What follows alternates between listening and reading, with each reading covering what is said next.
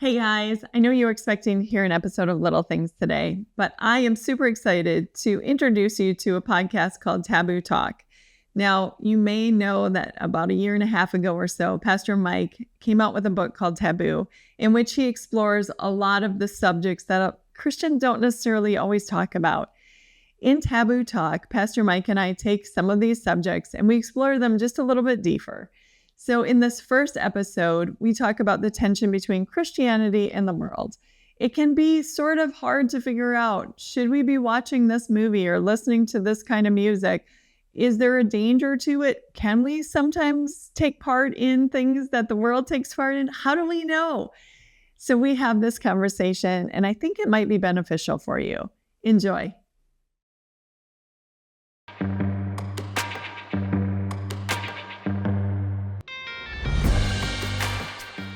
Well, hey everyone, welcome to Taboo Talk. It's me, Pastor Mike, here with Amber Albee Swenson, and we're diving into some uncomfortable, necessary, urgent, anxiety-inducing questions. Do you know that is pretty much the thing I like most about you and also dislike most about you? Oh, in that order? Or? You love being vulnerable, but you get me in the most uncomfortable conversations. No one else. Oh, well, I didn't know I made you feel that way. You're welcome, / I'm sorry. / let's dive in. So, Amber, today I want to talk to you about this really complicated interaction between people who follow Jesus and people who don't. Mm-hmm. And I'm sure a lot of people listening have been on one side or the other side, or maybe both sides of that dynamic. So I'm thinking when, you're not a Christian, you're not a church person, and the church people you know are not. It's not just that they believe different things, it's that they're just not good or nice or loving. Yeah, it feels condescending and exclusive, and not just because your beliefs are different, just the way they carry themselves. It feels like a superior, holier than thou kind of attitude. For other people, they do this really well. They manage to love God and hold on to the teachings of Jesus and love the people, no matter what they believe and how they behave. Mm-hmm. Other people kind of get a little bit squishy when it comes to the teachings of Jesus, and they want to kind of blend in and fit in with their friends or family who aren't Christians, and so they do things maybe that Jesus wouldn't like. So this interaction between, we might say, Christians in the world, or followers of Jesus and not followers of Jesus, it's a really complex thing that plays out in all kinds of ways. Mm-hmm. What friends do we have? Do we send our kids to a public school, or do we homeschool them or send them to a Christian school? What kind of entertainment do we watch? Do we listen to only Christian music, a certain kind of Christian music? We only see shows and movies on PureFlix because we would never have Netflix. Mm-hmm. So I think it gets down to like the gritty of the kind of entertainment we choose, kind of relationships we have, the kind of people who sit at our dinner table, what people think of us if we're followers of Jesus, if they're not just yet. So this is the heart of what I want to talk to you about today. I love it. Yeah. And it kind of comes out of, I think you shared with me this passage where the night before Jesus died, he's saying this prayer where he's talking to his Heavenly Father about the people who are following him. And he has this prayer that's essentially, God, I don't want you to take them out of the world. I want them to be right in the middle of humanity in the world. But Jesus also prays, I don't want them to be of the world, right? Because I'm not of the world, I'm of God. So kind of the kernel that we want to revolve this conversation around, how can Christians be in the world, but not of the world? Mm-hmm. So let me start with this. When you were a teenager, when you're in high school, when you're in college, you were raised in a Christian home, is that correct? Yeah. Mm-hmm. Yeah, so you're a follower of Jesus. How well do you think that you held this tension of being like in the middle of the world, not avoiding it because it's messy, but not like assimilating or imitating it? Yeah. So in but not of, what letter grade would you give 19-year-old Amber? Oh, 19. No. Let's start at 18. No. 18-year-old Amber read her Bible from front to back. She was at the top of her game. 19-year-old Amber went to college and was not. So, and I would actually say some of that was being in the world and wanting to be in the world. Being away from home and sort of, when you don't have the temptations, it's pretty easy not to fall into them. But when you get into a different environment, what do you do, even as a Christian? And it's so easy to think, I can go to this party and nothing's going to go bad, or I can go out with this person and it will be okay, and whatever. And so I think 19, 20, and 21-year-old me did not get a good letter grade, probably did not pass very well. But 18-year-old did, so if that counts for anything. Are we averaging?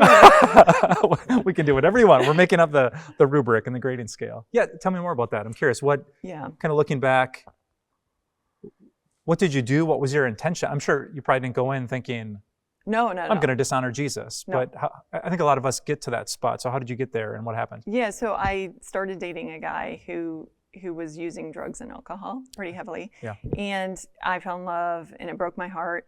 And part of that too was just getting in that whole headspace. So I was listening to Stone Temple Pilots, Gin Blossoms, Toad the Wet Sprocket. I'm like, it's bringing back memories here.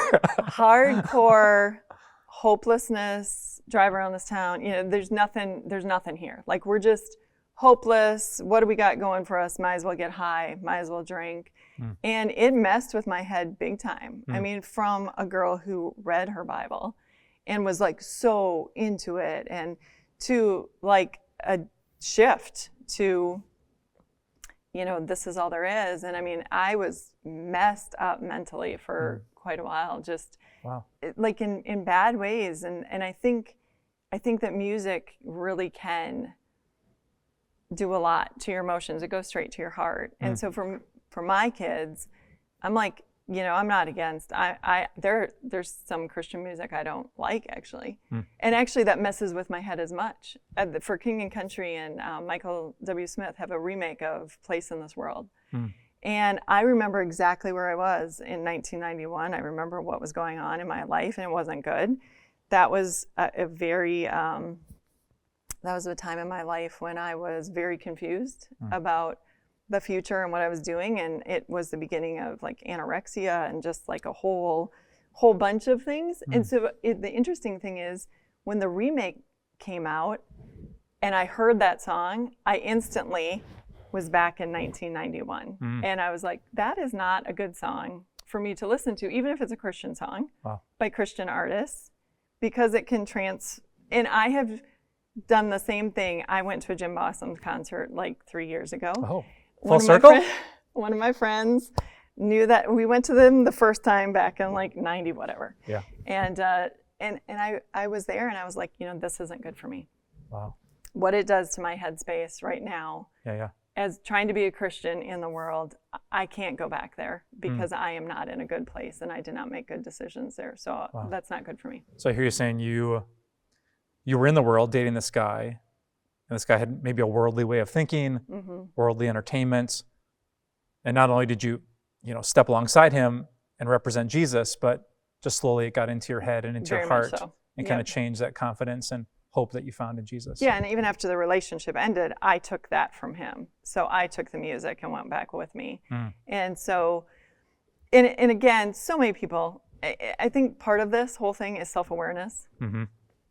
What works for you doesn't work for me. That's good. You might not be able to watch Netflix. I might be able to watch Netflix because we struggle with different sins. Sure. For me, a big part of my spiritual maturity is realizing I have to really think about what goes into my head. Yeah. And what is the message that's being played. Yes. I've struggled a lot with, not feeling valuable or feeling worthless or not good enough and all that. So I really have to worry about, is this song speaking to me in a way that lifts me up to honor God and to know who I am?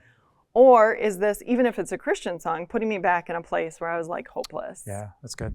I appreciate that you say that, because in this discussion of in but not of, it's actually really easy to start adding rules to the Bible. Yeah, no. And I think Christians have done that. How can you dress? What can you listen to? What's the pastor or church approved list of movies and songs and shows that we can watch, which often comes from a good spot. Right. We don't want to compromise our faith, but it ends up being Pharisaical, legalistic. Correct. That we end up with this long list of rules, just like the Pharisees had, that aren't totally true. Yeah, I think when I'm that age, when I'm 16, when I'm 18, I went to a public school, and I did some amazing friends, but I think I was the truth guy at the expense of love. So I much more leaned into, I'm reading my Bible. This is what's right, my mom actually passed on some high school papers, and I wrote the most cringy paper about how America was this founded on Christian values. And it was just so, I read it and like, I cannot believe I wrote to my like non-Christian language arts teacher, this like bomb drop. I took every like controversial issue and just like, boom, dropping Bible passages on it. So I was not going to be of the world. And I made it so clear. And in the process, I was not humble or gentle or meek like Jesus was. So I think for me, it was a little bit of stepping away. If I'm never near those people, I can't do those things. I still, to this day, I'm conflicted. So a lot of my friends started drinking, some of them smoking pot, like middle of high school. And I just totally separated. Not that I didn't like them, but I remember I'd play roller hockey in my garage every Friday and Saturday night by myself. I put up a boombox, turn on the radio, and just skate around in my driveway and hang out with my mom and dad. And maybe that's what you needed to do, to not get pulled into that at that age. I don't know. Maybe. I still... I mean, I don't know either. And I see what you're saying. I think the idea is to be in the world and not be judgmental and making a bunch of rules, but being loving, whether or not you do the same thing. Someone told me once, don't get mad at the people who sin differently than you do. You know what I mean? Yeah. Like, okay, they're smoking pot. Maybe that's not a temptation to me. Sure. But I struggle with other sins that are equally damning. So, you know, and I think we have to be very careful in this tension to not say, well, Mike, you should have been out with your friends who were smoking pot and drinking. Maybe not. It's tough. Maybe not. And maybe you weren't mature enough spiritually to stand your ground. I see this all the time. I wasn't the only one. I wasn't the only girl who dated someone who wasn't in their faith and tried to save somebody. I see this of girls, teenage girls, godly girls all the time, who fall in love with a guy and they are going to save them spiritually, you know? And that is not an evangelism tactic in the Bible. It's missionary dating. No, it is not. And you can get sucked into it. And so while you could say, yeah, but look at these 8 people who they brought their spouse to know the Lord. Great. I'm glad it worked for them. It's not a one size fits all. And it's not, you know, everybody's got their own deals they're going with, and we just have to, you have to know yourself. That's a great application. In the small group Bible study that I'm a part of, we often use the phrase, who's influencing who? So if I can get close to these friends and be a good influence, my light is shining, and they're, wow, that's like, you're really a kind, forgiving person. Like, go all in.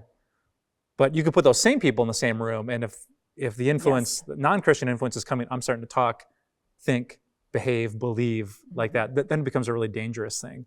So to me, that's the heart of the tension. There's not black and white, here's where you can go, here's what you can do, but how you're being influenced and how you end up thinking, believing, behaving at the end of that is vitally important. I agree. And when I worked in the nursing home too, I was very astounded because I had been in church circles mostly. And going to the nursing home and seeing how biblically illiterate people were. I mean, completely. And I love to be part of, you know, I want to talk to them and love on them and that type of thing. But I also drew the line when I, you know, would come up to the desk and they're having a conversation about, you know, illicit sex or something. I would just turn right around and, you know, like, I'm not going to be part of that. Sure. I want to love you, and I'm glad I'm here. I'm glad I'm getting to know you, but that is not a conversation I'm going to be part of, you know. That's a great example. And I think we're getting to the heart of the discussion, where if someone doesn't follow Jesus, they're not going to be doing the things of Jesus, because that's what followers of Jesus do. But to influence and love and be connected to other people, we have to get close enough that their beliefs and behavior will come out of them. Correct. So how do we hold that tension where I don't want to be shocked or like so offended, this non-Christian is not acting like a Christian. Right. Well, of course they're not. They're not even trying to be a Christian. Right. So how can we not let that be like, well, you're gossiping or you're saying things I don't agree with, So I'm not going to be part of this conversation. Mm-hmm. Like I can kind of see it both ways. It's an interesting thing, though. I remember the example I just gave, it happened. There were 2 teenage girls talking about sex at the desk. There was an older gentleman. I came up. I heard what was going on. I left. He stood up and walked away, too. Oh, wow. And he followed me. And he said, that wasn't a good conversation for me to be part of. And and this is not a believer. This is someone who's very much in the world, but recognize that even as an older gentleman with minors, this was not a good conversation for him. Sure. So I think I understand the tension, but I think to draw a line in the sand is okay. Like I work well with you, and I will go and help you in that room, and I will ask you about things.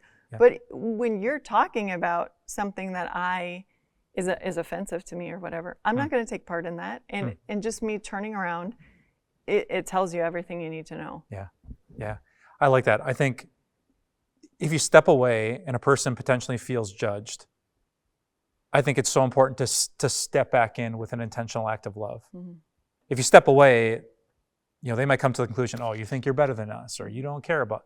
So I think you got to almost like when you have to confront a fellow Christian, you got to work 10 times as hard after the confrontation to let them know, I'm not anti-you. Like, I care about this relationship. I care about you as a person. I'm not just like, I'm up here and you're down here. I'm not better than you. We've all sinned sexually. I mean, Exactly. Jesus said anybody who has lusted after anybody has sinned. I mean, Yes. I'm not any better than anybody else. Yes. I'm just also not going to, gloat about sinning sexually or whatever. That's good. Can I ask you a personal question? You always do. I do. So I grew up listening to and loving Metallica. Yeah. Hard rock. I'm trying hard not to judge you right now. And to this day, like when I used to run marathons, the first song on my list was a song by Metallica. It just gets me jacked up and so excited. Actually, last week I put it on for my kids, and I'm just like shamelessly rocking out like in the house. Yeah. And I think about that where there's some lyrics in Metallica that aren't like biblically out of Jesus. I don't think that music influences me to be violent or degrading or not love Jesus. To me, there's just something about like some music. I wrestled with this a ton with hip hop music. I grew up and had every rap CD of Snoop and Dr. Dre and Tupac and Biggie. Like I had that big old CD case where that was all I listened to for years. And then I'm like, oh, is this okay? And I literally smashed all my CDs in my garage when I was in high school. And I went and I bought them back. I'm like, that was an extreme reaction to like. Right. And so I've always kind of held that tension with, when it comes to the media that we use, shows that we watch. You had said before, I don't want to impose rules. If we can honestly say, I'm not imitating the sins that I'm seeing here. Some of it I find entertaining. Some of it's just a good to know about culture. Some of it can be a good teaching thing as I'm watching with my kids and pause and say, hey, kids, what do you think about this? That's perfect. So, how do you, to what, it's a spectrum, I suppose, but how much do we engage with a movie like Wicked, a show like Glee or Game of Thrones, or hip-hop music that's out there? Right now, as we're recording this, there's a big beef between Drake and Kendrick Lamar that became all the rage at the Super Bowl. So it's not exactly kind, forgiving. Kendrick says, be humble, but he arrogantly just eviscerates another human being in front of 133.5 million viewers. Right. So how do you, as a parent, as a person, like find your spot on that spectrum where you're not minimizing sin, but you're not like a nun who's escaped to a convent that I'm going to have no contact with current American culture? One of my daughters just broke up with her favorite musician. Yep. So she loved this musician, played him all the time at her house. And it wasn't me. I didn't know the lyrics at all. But another one of my children came to her and said, that's not like glorifying God at all. Like you probably should think twice about that. And it took her a couple weeks or whatever, and she came and she said, I'm breaking up with him. I'm not going to listen I haven't heard that before. to his music anymore. One of the things that I tell my kids all the time, when they were young and they would start fighting, I would turn on Christian music. I'm like, Holy Spirit, come into our house. We need you right I'm now. like, are you inviting the Holy Spirit in, or are you creating an environment that he won't be part of just because he can't be part of sin? everybody's going to have to do things differently, because you can't, like you said, you can't get away from every TV show that, you know, and I like to do what you do. We watch TV shows with our kids and we're like, okay, that was not a great choice, or why was that not a great choice, or Sure. did you hear that? Yeah. And I just think it's very personal for families Yeah. to figure out what their line in the sand is. Yep. You know, Steve and I, for a long time, we would not watch rated R movies. That doesn't seem to matter anymore. Is streaming, you know, they're not always rated, and Sure. Yeah. it doesn't seem to matter. Yeah. Because there's violence and there's, you know, sex and in everything. And Jesus' name is used as a curse word all the time. So you have to kind of figure out. Yeah.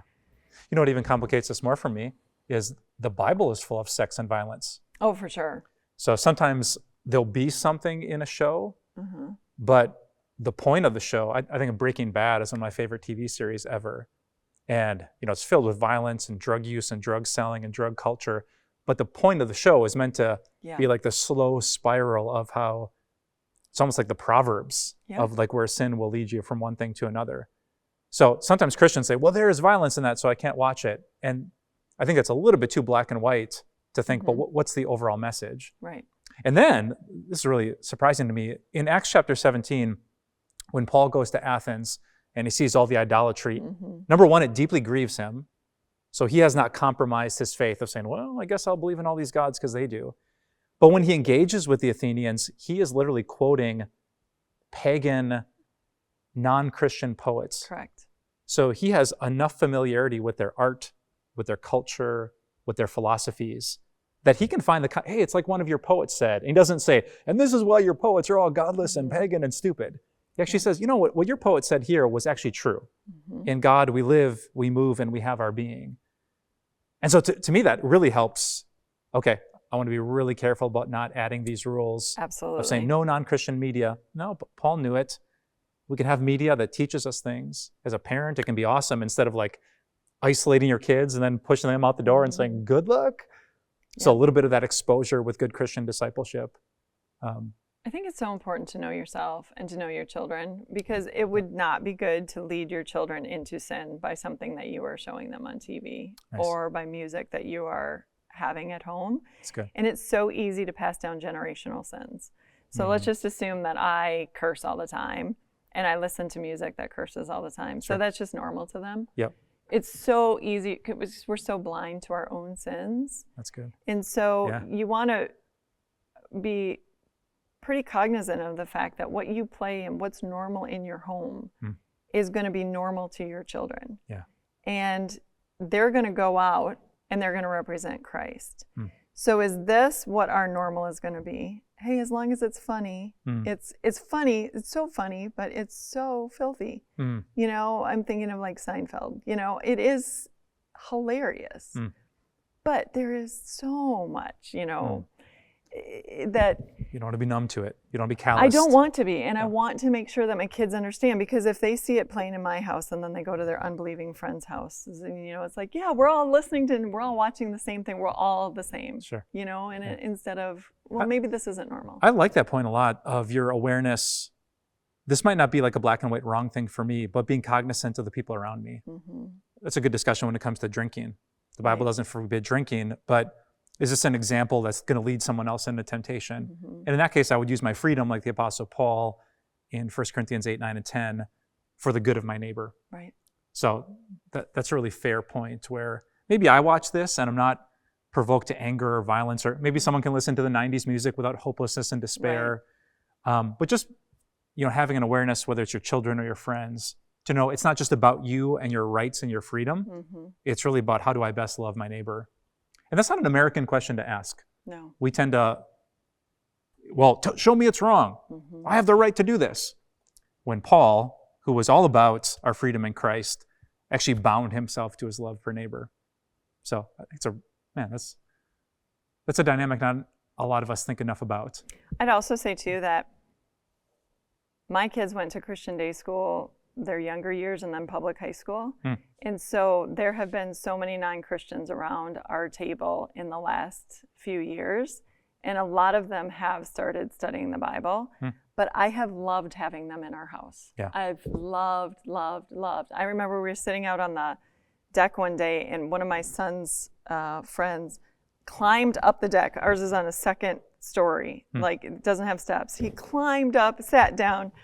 Hey, Swensons, how you doing tonight? You know, and like I just love, and half of my son's friends have my name in their phone under get out of jail free card. Like they one night when they were over at our house, they were talking about something, oh, I might end up in jail. I'm like, all right, listen, I don't care how you get there, call me. Okay, I'll figure it out. Nice. And months later, I was saying something to one of them like, oh, I wanted to text you, but I don't have your number. And he's like, I have your number. And I'm like, oh, how did you get my number? Get out of jail free. I'm like, oh, wow. I love that. Wow. I love being in the Word and in the world. Yes. And being a family where everyone's welcome. Bring whoever you're hanging out with. And I don't care that they're Christian or not Christian. I don't care if they've ever been to a church or if they were, one time.